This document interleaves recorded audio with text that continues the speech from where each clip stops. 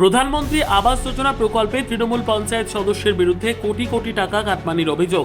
রাজ্যে পালাবদল হতেই প্রতিবাদ জানিয়ে সোচ্চার উপভোক্তারা। মালদহের ইংরেজবাজার ব্লক দপ্তরের সামনে বিক্ষোভ প্রদর্শন। যদুপুর 1 নম্বর গ্রাম পঞ্চায়েতের তৃণমূল গ্রাম পঞ্চায়েত সদস্যের নামে লিখিত অভিযোগ দায়ের। শুক্রবার সংশ্লিষ্ট গ্রাম পঞ্চায়েতের মহারাজপুর গ্রামের কয়েকশো মহিলা একত্রিত হয়ে এই অভিযোগ তুলে সোচ্চার হন। তাদের অভিযোগ, স্থানীয় তৃণমূলের সদস্য আইজুল শেখ ঘর দেবার নাম করে 20,000 টাকা করে নিয়েছে। এরই প্রতিবাদে তারা আজকে বিডিওর কাছে লিখিত অভিযোগ দায়ের করলেন। তবে যদি এই বিষয়ে কোনো মন্তব্য পাওয়া যায়নি সংশ্লিষ্ট গ্রাম পঞ্চায়েত ওই তৃণমূল সদস্যের।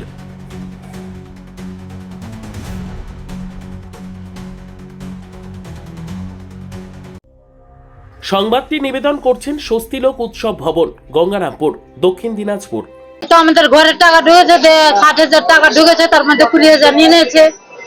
আর বলছে কি করতে নিবে, তো বলছে দিতে হবে 20,000 টাকা। কে নিয়েছে? আইজুল শেখ। কি করে ও?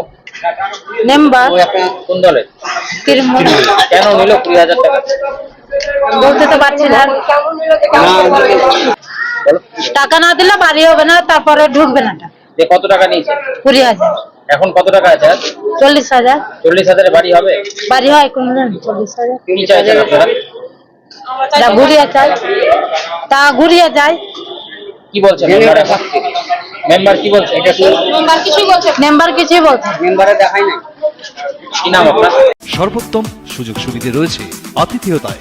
সুপরিচিত স্বস্তিলোক উৎসব ভবন, অতিথিদের যে কোনো অনুষ্ঠানের জন্য উপযুক্ত ওয়ান স্টপ ডেস্টিনেশন। আমরা আপনার বিশেষ অনুষ্ঠানটিকে অবিস্মরণীয় করে তুলি। স্বস্তিলোক উৎসব ভবন, শিববাড়ি রোড, গঙ্গারামপুর, দক্ষিণ দিনাজপুর। এই ঘরের জন্য বাংলা আবাস যোজনা 60,000 টাকা ঢুকেছিল।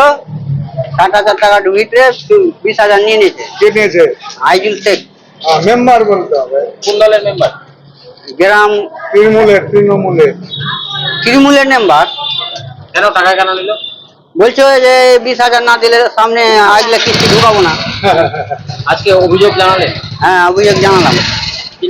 ব্যুরো রিপোর্ট, উত্তর বাংলা সংবাদ।